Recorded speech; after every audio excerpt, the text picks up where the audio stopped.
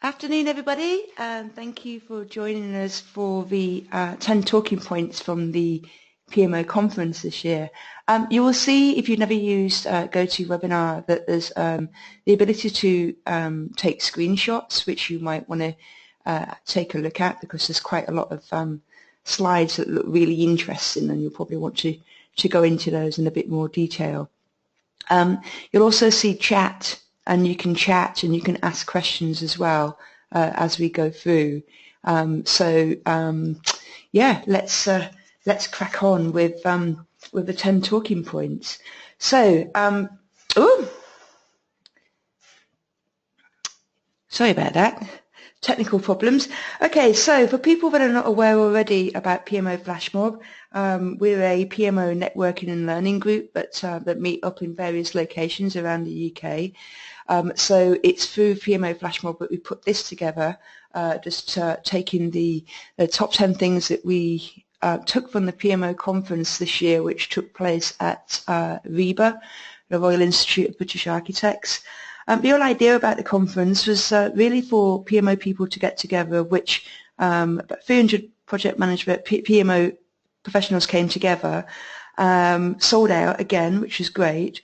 But the whole idea of the conference was about being able to not only bring people together, but also to give content that would allow you to maybe spark some new ideas from the things that people were listening to. So throughout this, the top 10 that we're going through, this is, I suppose, is a personal view as well. So these are the things that sparked ideas in me.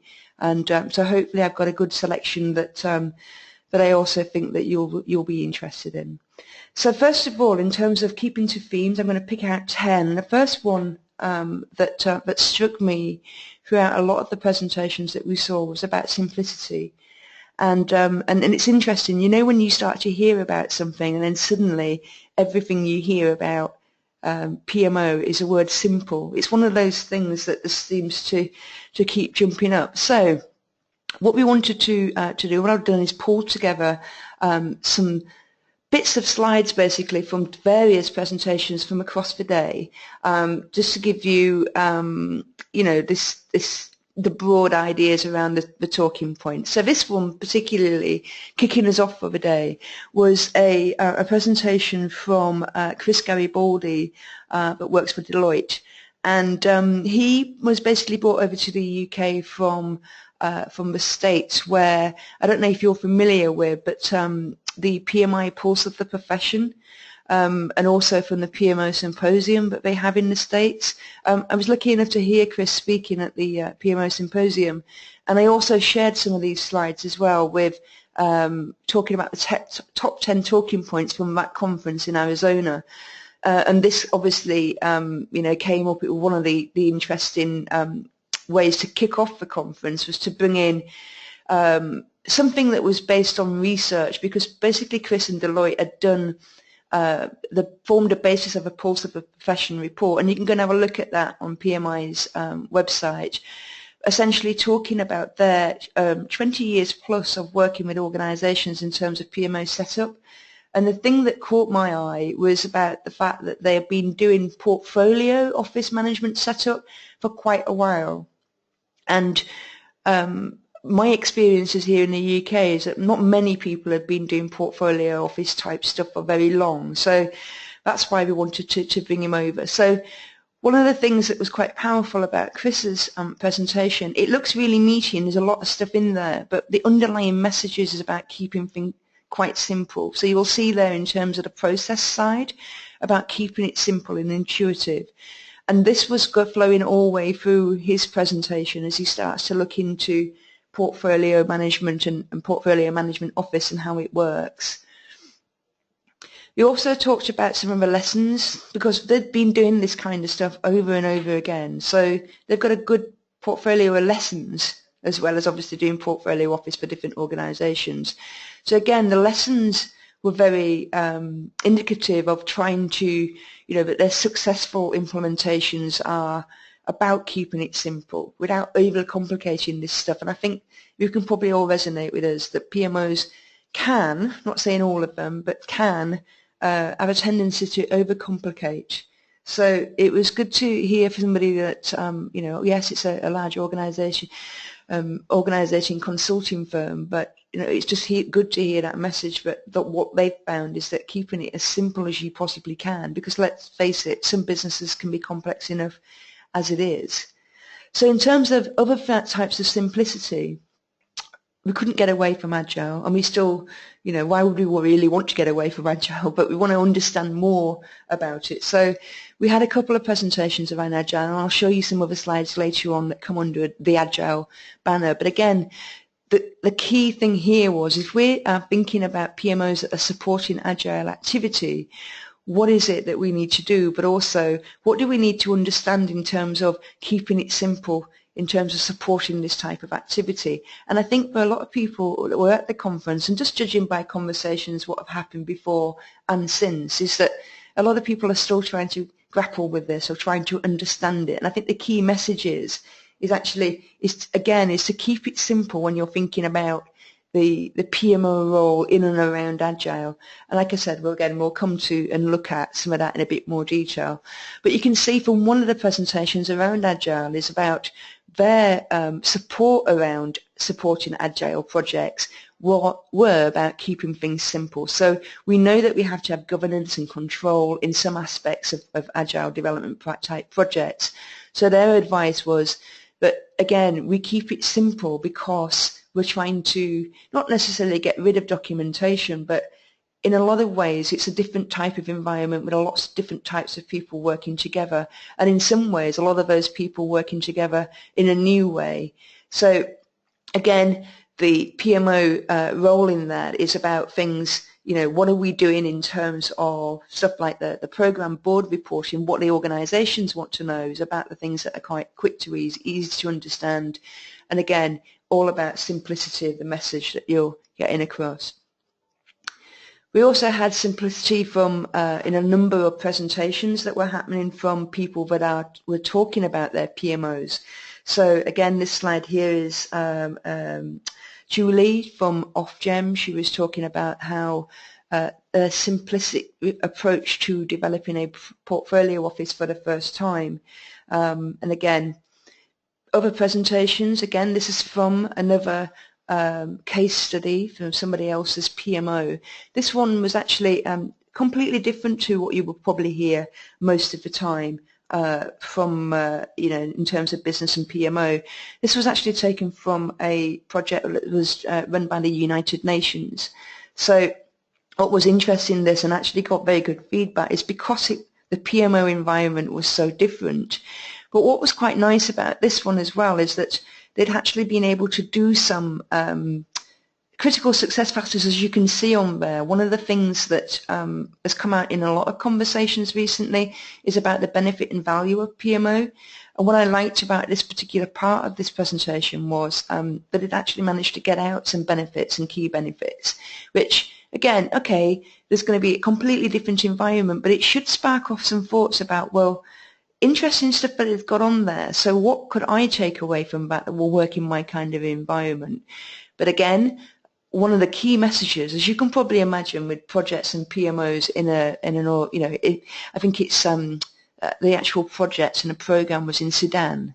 So you can see where you could actually take key messages of simplicity from an environment or a sector or even geographical location that is completely different to where you are, and to see what ideas that can spark off in terms of the key things that you could take away. And as you can see there, in some of the things that they found was, again, it's keeping it simple. This particular presentation was, again, about simplicity and keeping things it's pretty straightforward when it comes to the whole idea of portfolio management. I think a lot of people are thinking about or in early stages of being able to bring on portfolio management as part of a PMO function. This particular presentation was talking about the fact that a lot of PMOs that are making that transition can find it difficult because that PMO has always been known for one thing or another. And actually now we're starting to bring something like portfolio management online. So this particular presentation will just highlighting some of the difficulties of what to expect when you're doing that. So again, here we're talking about, well, talking to the business, what is the benefit of portfolio management? And in some cases, what is even portfolio management? Never mind what the benefits are. But he talked about some of the benefits and about how you can keep some of those arguments for something actually quite simple.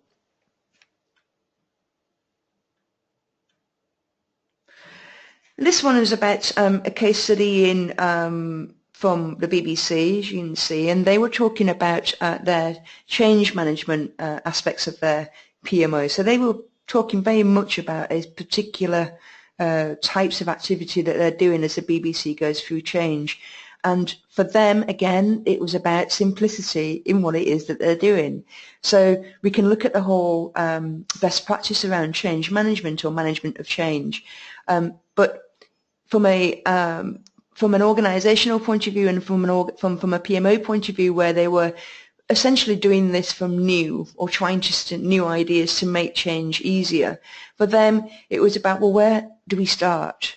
And the whole presentation was about how they'd taken lots of different things from different places, but again, just keeping it simple. So, simplicity, number one. Number two was about a lot of stuff coming through about personality around PMO. And I really like this bit because, you know, a lot of the stuff we can do can be very process and analytical. And actually, it's just nice to be able to think about, you know, a lot of PMOs are actually shaped a lot by the people that work within them and about the people that lead them. And it's something that we shouldn't really overlook, because if we think about some of the differences around PMOs, one of my thoughts is that I think a PMO is very much dictated by the person it's led by and the people that work within it. So personality is surely one aspect that is quite important in terms of what that PMO does and how it does it. So from a personality point of view, we touched on a lot of different types of things. I mean, this is just one bit about a little piece of research we did literally a few days before the conference to try and start to understand something about the personal side about people. And one of the presenter, Donnie McNichol, did a great sharing of a tool which you can go and have a look at. It's totally free. You can go and have a look at this. It's IMA. And one of the things that this is about how we work with other people. So essentially we have different personalities. So a bit like a Myers-Briggs thing, but you know, a lot more simple.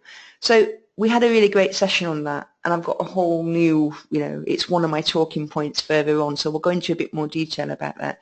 So it's just quite nice to start to bring in some of the softer side of what it is that we do, because again, I don't believe we have enough of it. So in terms of things like personality, one of the things that what I quite liked was this whole idea about the energy that we have to bring, because we can do the things like the analytical bits and the process side. So we can look at things like control in projects. We can do things about, you know, what is the process around being able to support around risk management, you know, the reporting that we do and governance and compliance. But I really liked the fact that, you know, we think about, well, what energy do we give off in terms of the PMOs, both as a group structure around PMO, but also about some of the individuals that work within it. So I quite like the word energy, and you don't see it a lot with PMO. So again, it was just nice. And again, on the other thing was passion. And that's one of the things that I found a lot through the PMO flash mob, is just how passionate people are about this job. And I sometimes wonder whether some of the passion actually comes through when you're, again, working as a collective unit of PMO, but also as individuals when you're back in the workplace. So again, this particular presentation wasn't that loved by a lot of people, and I think it's probably because it touched on some stuff that you wouldn't normally want to see. It's not hard-hitting enough, it's not going into some process detail, but I think actually it's quite nice to step back and to think again about this softer stuff that we have to do. And again, energy and drive, we were talking about if we're going to put into place some things like portfolio management. This is a common thing that we've talked about at the PMO Manager's Lunch when we talked about portfolio management. Again, you can look at that download report. If you go back onto the PMO Flash Mob site and see, look for Inside PMO at the top of the website, you can see what we talked about around what are some of the challenges about portfolio management. And this particular presentation was, again, talking about what game are you going to play if you're going to go down the portfolio management route. Is it a top-down strategy, or are you coming from the bottom up? So again, energy and drive being very effective. And I think, well, actually, that's pretty much really understated, because I think you have to have a lot of energy and drive and persistence and resilience in order to be able to do some of this kind of stuff. But of course, you already know that. Creativity, many of you might know or have seen or have heard or have read stuff by Craig Kilford. He's Mr. Portfolio Management. He was part of the Portfolio Management best practice guidance that came out of APMG, as was, and now over to Axelos.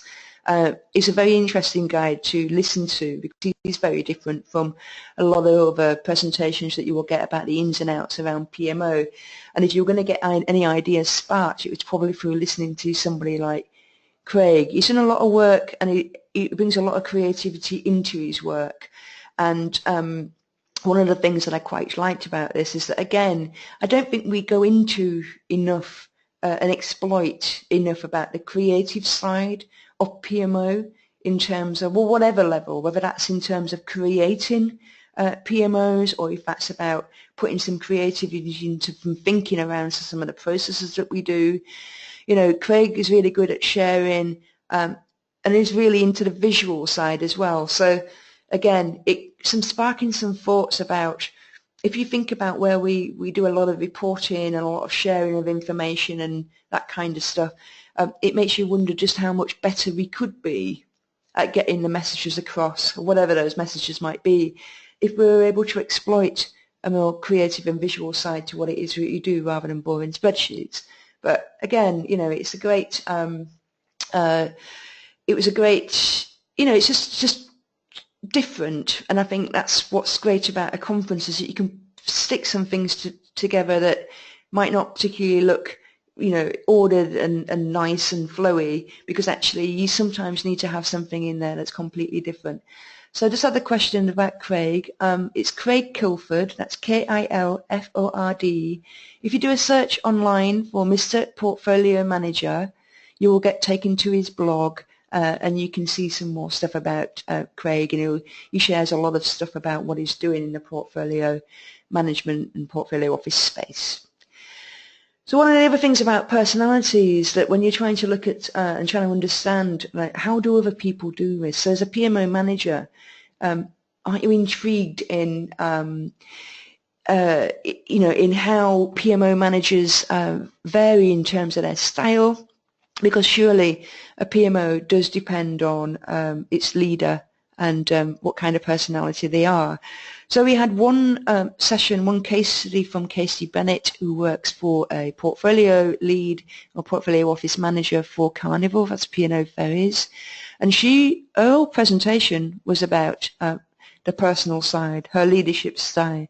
It's the first time she's ever done it, a bit apprehensive, but actually her story has resonated with a lot of people. So she was talking here about how her style impacts in terms of the stakeholder management and stakeholder engagement stuff she's doing, how she's working with business leaders and how she's working with her team, and talking essentially about some of the things that they've found, easy, the good, the bad, and the ugly. And as you can see there, again, it's just reminders, all the time, but, sometimes we have to think about the language that we use.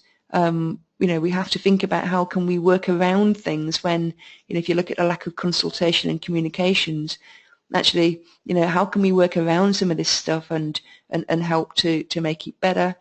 So again, sometimes it's difficult to bring in these subjects around the softer side, but I think Kirsty did a good job at just being able to just pinpoint, some of the things that she does. So number 3, we're on to elephants, and this is a short one. And essentially, we were just near London Zoo, so it's a really bizarre. But we kept getting elephants in the room. This kind of slide kept appearing in lots of different types of presentations and talking about the elephant in the room. And I'm just chucking it out there because I quite like the fact that it is really open, because it should spark in you, well, I wonder what your elephants are in your room, both in your organisation but also in your PMO. So it doesn't really matter what context these was talked about in the conference. I just think it's a good, again, one of these things that sparks off ideas and thoughts. And I'm thinking, yeah, okay, so I wonder what other people's elephants are in their rooms. I wonder what yours is too. So again, it's just a short one. So research is the 4th one in terms of the talking point. So we had research from a guy called Carlos Serra. Carlos has just done a new book around benefits management, and specifically he works within a PMO himself. So it was good to get somebody not just talking about the theory of benefits, but also, you know, somebody who was actually working in the PMO and has also done quite a lot of research around this. His surname is Serra, if you want to have a look. I think his name comes up at the bottom of this slide. So he was talking through in plain English really about how we can understand more about benefits management, but also about the role that the PMO plays. So this is just pulling out one of the things from Carlos's presentation, because we know that from the from the different conversations that we have, that benefits management seems to be one of those things that either doesn't get done or it doesn't get done very well. So again, it was a first for PMO Conference to actually have a session totally focused on that. A main researcher that was there went down really well with a lot of people, and many of you don't know who you're looking at there. That's just Monique Aubrey, and many of you will probably know Monique from the research that she's done with Aubrey and Hobbs, because to be fair, she's probably one of the, if not the, PMO researcher in the world. I don't think anybody else is really doing it and has been doing it for a while, and you can see some of the things there that she's been working on over the last 10 years or so. So a lot of this work that she'd done in the early days has actually gone on to form and inform a lot of organisations' approaches to PMO, a lot of associations' approaches, and as you can see, she gets grants from PMI to carry on this kind of stuff. So Monique's, if you've not seen her back research, go and have a look. If you just put in her name, she gets cited all over the place, so you'll be able to find some of her original research. But she was back over, again, somebody that I brought in from having seen her at PMO Symposium. She's certainly a lovely character. She's totally passionate and into what it is that she's doing, and great to listen to, just like a complete, as you'd expect a research scientist person to be, and really interesting to delve in some of the stuff that she was doing. So some of her key messages from more recent research that she's been doing are these 5 things that you can see. So what I've done for this particular webinar is just pull out a few of them, just so you can have a look at some of the things that she was talking about. So for the slow PMO, the slow PMO is quite interesting because it was about original research about getting organised for project delivery. So in other words, looking at if there's any kind of correlations between PMOs and what we can learn. And what she found in her initial research is that there's actually extreme variations in PMO, which I think we can probably all appreciate and probably already know that, both in form, function and perceived value. So it's good to know that the research backs up probably your own experiences. And what she found is that PMOs don't vary systematically across industry, geographical location, sector, size, or the internal or external customers that you may have. So one of the things that, so this slide that you're looking at now is what she'd found from the research about they tended to be 5 core things that PMOs were doing, and then three independent functions. So again, not really seeing them in many PMOs or in all PMOs, but there was, starting to see them enough for it to be obviously scientifically valid. So what she's talking about in terms of slow PMOs, as you saw there on that last slide, is about being reflective and having awareness and sense making. So I think this is more about how when you're implementing PMO that it can't be a fast activity, but actually you need this period of reflection and awareness of what the business wants. So in terms of the PMO and the sense-making things, this is signposting for me, when I look at this kind of stuff, I'm like, this is a signpost for me to go and have a look at something else. So didn't really know about sense-making very much, so I think, right, okay, I'll put that on my to-do list and I'll have a read at that. But for every part of the presentation and research that she was doing is that actually there was some practical things that PMO people can be doing or thinking about further. So that was just one of them. I love this one, and I think it's great to see this backed up again by research. I think that's what's important about the research sometimes, is being able to say, as PMO practitioners, we're not making this stuff up. It's actually backed up by research.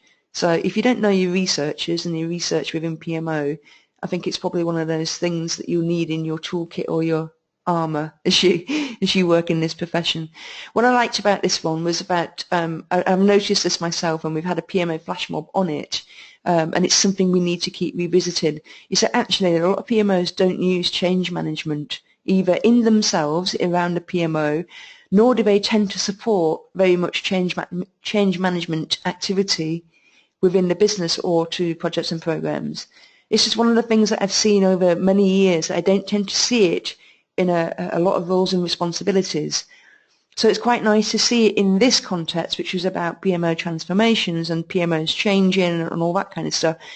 But again, I just wonder whether it's, are we missing something? Is this a core competency or skill area that we've not really thought about very much, and how it applies to PMO professionals? Just a thought. Back to Chris Garibaldi again. Deloitte have done quite a lot of thought leadership stuff. So in terms of our conference, we only really had 3 different people that were doing stuff based off research, which for a day might be a nice balance, but ultimately we need more. We want more and we need more, especially as, the PMO profession itself becomes more and more matured or changed. We need this kind of stuff that will help us to not only understand the best approaches, but also to enable us to have those conversations with the business based on stuff, rather than just us plucking up facts from the thin air. Maturity, and not just total maturity, but just enough maturity. So this again comes from Chris Garibaldi's presentation, talking about maturity in their consultancy and where they do these kind of PMOs with organizations. And they were talking specifically about where you need to focus. And in their view, this is the kind of landscape, the framework that they concentrate the most on when they're working with an organization to put in place a fully working portfolio enterprise PMO type model. So again, it's probably one of those screenshots if you've not seen this one before, because it's very nice, very very clear and very simple view of it. But again, this is what they'd seen from their own experiences. But also, I'd shown this slide before on the top talking points in the PMO symposium. If you've not seen that webinar, you can go and have a look on the PMO Flashmob website for that. What I quite liked about this is, again, well, it is simple, but I also liked it from a point of view of that it tells me that this is probably the role of a PMO manager, that you tend to go into one of these types of situations, and from there, you're then thinking about how you can mature from that point. But I'd never really seen it in that simplistically put that way, that you can go in and there can be no processes and tools, so you're starting from scratch. you go into something and there's some bits there but it needs improvement, or there's quite a lot there but it's broken and people are not using it. So it's just quite a nice little graph. From a maturity point of view, we also looked at resource management. Again, it's another key area that seems to cause challenge. So not only have we focused on that for this summer's PMO Managers Lunch, which will be out over the summer, we concentrated on resource management. But again, I think it's another area that's kind of upwards and onto the cusp, really, of, this is one of the core areas that our business wants to get us more mature. We need to become more mature around resource management. So it's about starting the conversation about how do we get some of this stuff done. So in terms of maturity, what you're looking at now is the part of the presentation from Ofgem, and they were talking about how they'd started, so, starting a portfolio office from scratch, and then how they're now starting to improve it by bolting on and bringing on board certain new aspects. One of the interesting things about their particular case study is the stuff on the left there about the functions. They include an operational performance element to their whole PPM portfolio office offering, which is slightly different to a lot of things that I've heard a lot before. So again, they're on their way. They're not mature by any point, but it's about sharing their story. This is the BBC being a bit scared about the whole maturity thing, especially when you look at the P3M3 stuff, which is what that diagram is there on the right-hand side. They were thinking, okay, so we need to be getting better at what we're doing around change. If you look at this stuff, it looks very complicated. So where do we start? And again, they're on their journey, but it's about, actually, do we ever really want to be at level 5 or indeed level 4? So again, sparks off conversation.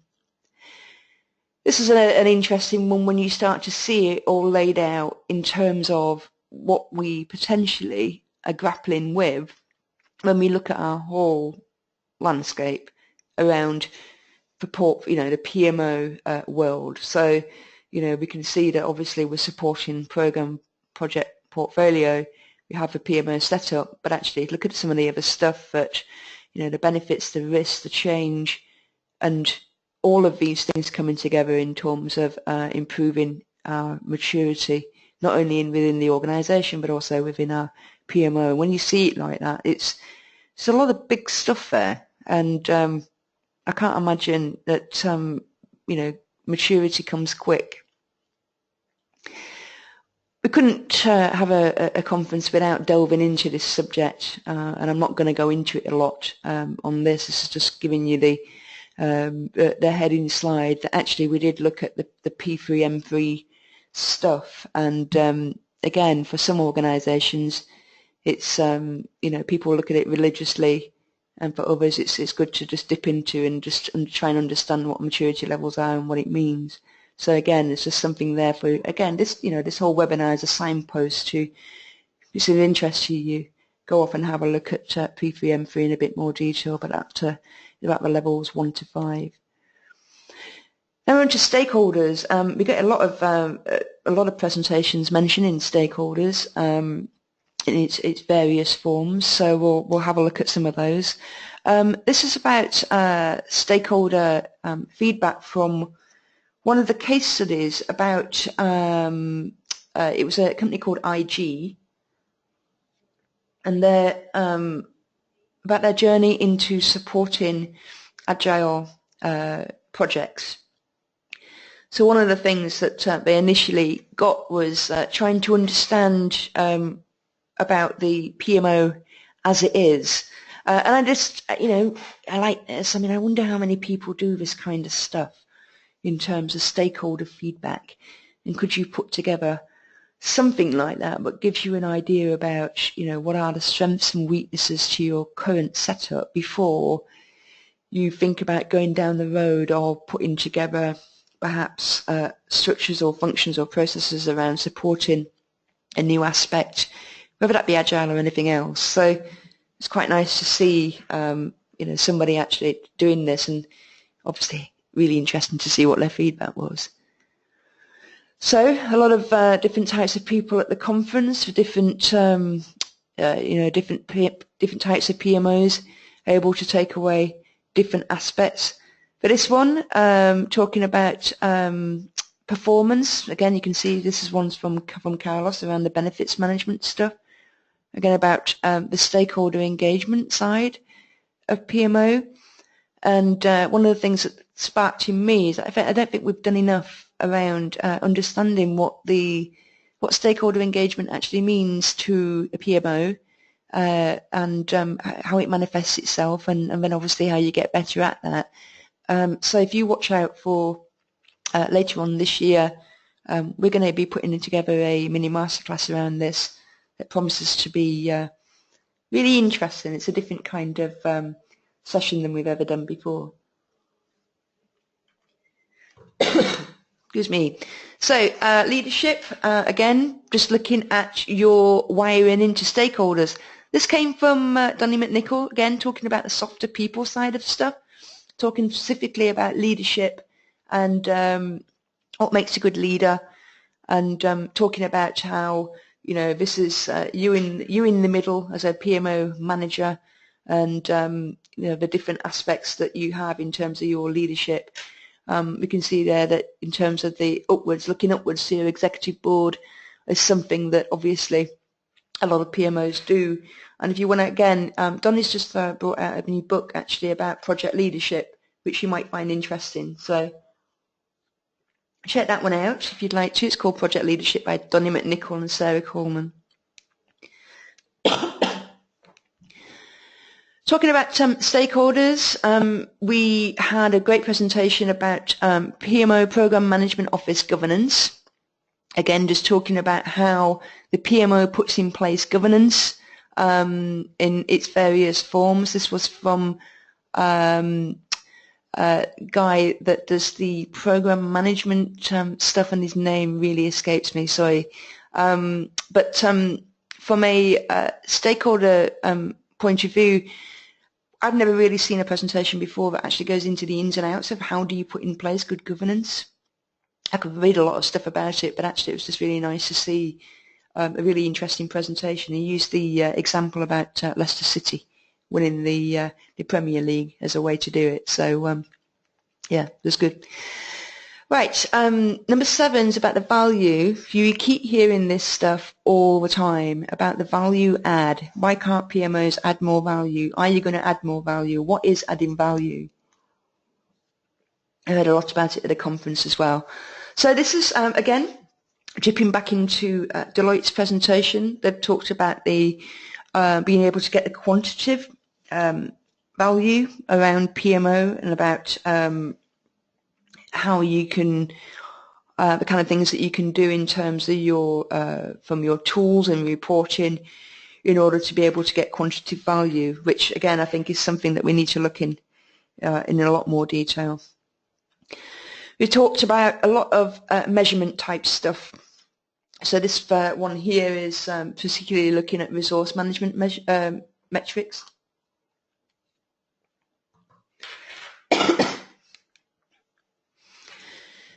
We also talked about value in terms of different types of PMOs.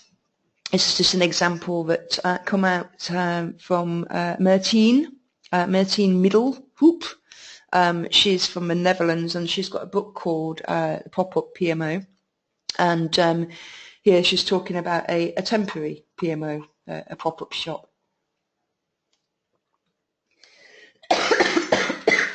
Excuse me, I'm just getting over a cold, so apologies.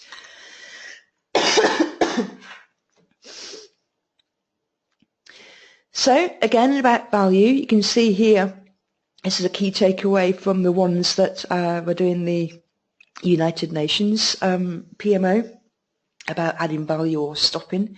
As you can probably imagine, in their kind of world, it really does need to add value, or they need to stop.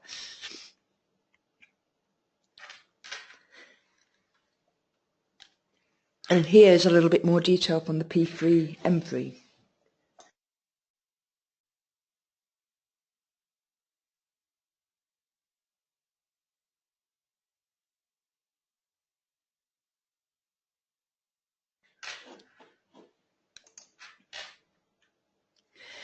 Right, back to some softer stuff now, and I wanted to go into a bit more detail about the research that we did just before the conference.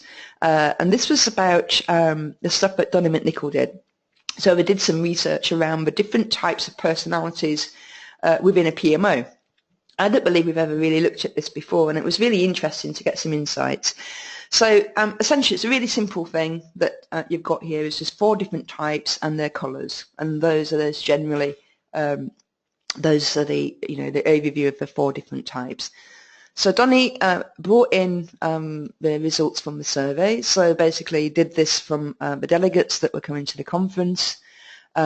People that only took it, that only saw it and chose to take part of it, and we just did a little bit of interpretation of those results. But 136 completions, which is not a bad number in terms of when you're doing the survey, so quite pleased about that. So this is what we got out of it.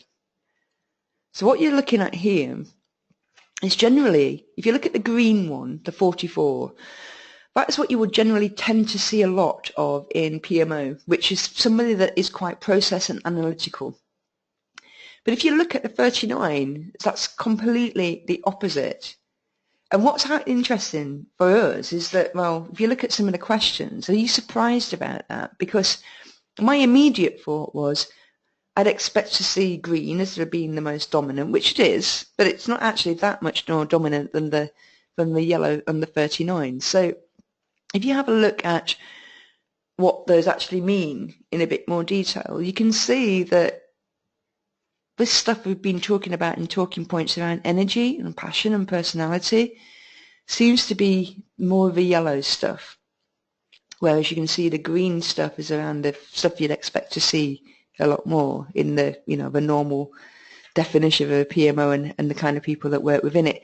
So that to me gives me an insight about, well, I wonder how the whole how the whole PMO personality profile would work, going forward. So if you're running a PMO, are you more of the yellow? But if you're working within it, are you more of the green?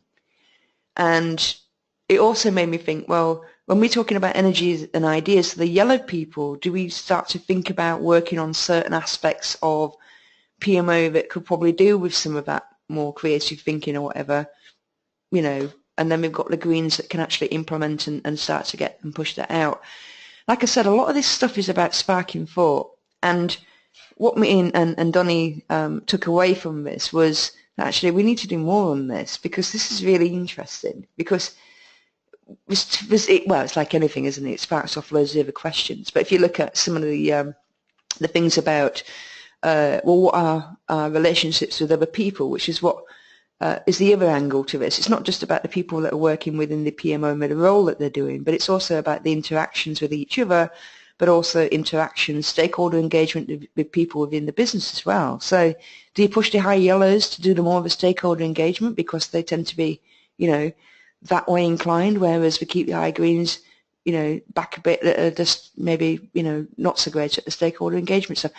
We don't know, but I tell you, it's really fascinating to see where we can go with that. So watch this space. Me and Donny are going to meet up and just think about what we could do around this and just see what else we can try to pull out.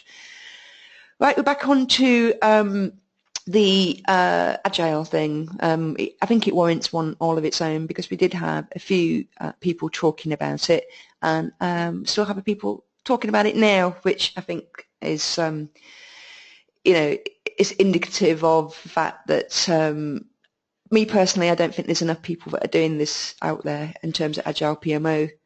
Therefore, anybody who's doing anything. So if you're listening to this and you are doing something around supporting Agile projects, we'd really like to hear from you, because there isn't enough people, and we need to learn more from what other people are doing. This, you're looking at the presentation from Sophie Cody from IG. She's their PMO manager, and essentially she talked about their journey from being a inverted commas a normal PMO into suddenly doing a lot more development type stuff, and from that through Agile and all the rest of it. So she essentially started talking about, well, this is what we do. So trying to define what it is that we're doing. You've seen that sheet already about the stakeholder feedback. So next thing they needed to do was, she shared her process in how, what they've had to do as a PMO in order to start thinking about, well, what changes do we need to do in order to be able to support a lot more of this activity. So you can see their system, but the process that they went through, taking about 5 weeks. So this was their original. This is their PMO as was. So it might look familiar to a lot of people. So essentially, this is what they were, and again, the whole presentation was around, we've had to change certain aspects of what some of these people do. But again, the presentation was all about how they've been managing to get into a position, but there's still something missing, which is the nitty-gritty of, well, what do you put in place around reporting? What does your report look like? What things do you do? What don't you do? I think for the PMO community, that's probably the next level down that we're going to be looking for. And we're certainly going to try and find that before the next conference next year. The other thing it's also worth remembering is talking about agility in terms of the organisations as well. So it weren't just Agile big A, it was Agile small a. And again, this was more about how PMOs can be flexible and adaptable in terms of the functions and services that they provide to an organisation. So not all about the big A, the little a features in there as well. Nice to see a governance process around some of this Agile stuff. Again, you can start to see where potentially the role of PMO can have some, take part in or guide or support or whatever in some of these key areas, especially around things like project steering. But also, it's just generally knowing status reports and things like that. A few weeks ago, I managed to listen to a presentation around Agile governance for PMOs. So I'm going to be writing that up over the next couple of weeks, and sharing that with you, because I think it goes down to somewhat to the next level of what you're seeing here. This is interesting, just to show you what we're up against, okay?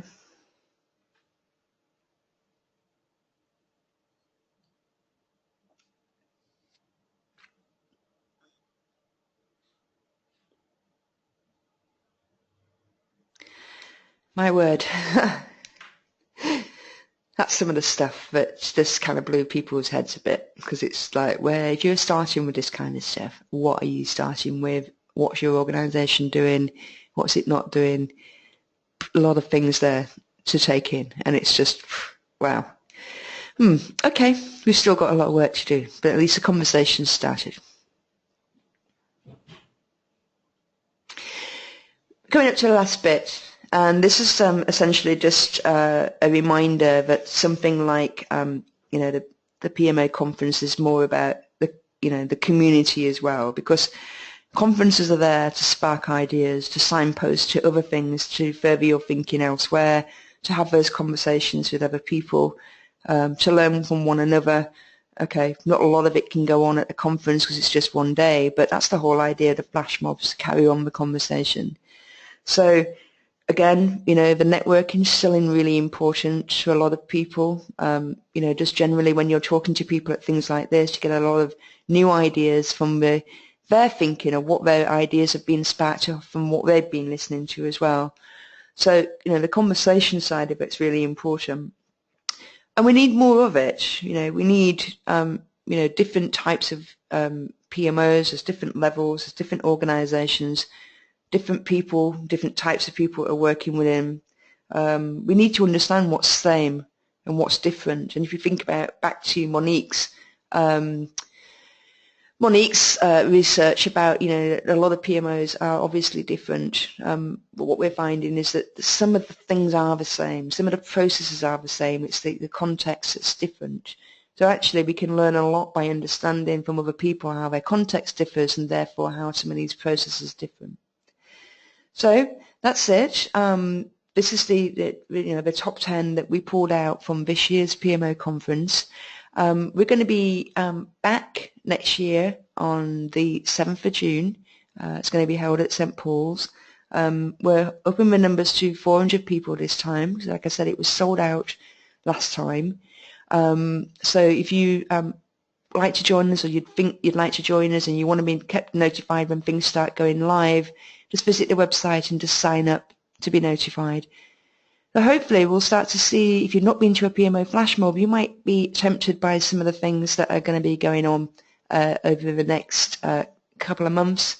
It'd be great to see you. It's like I said, it's a community, it's a network, and it's the talking, it's the conversations, it's the arguments we can sometimes have over a couple of beers that actually help to crystallize some of this stuff, and it's totally valuable.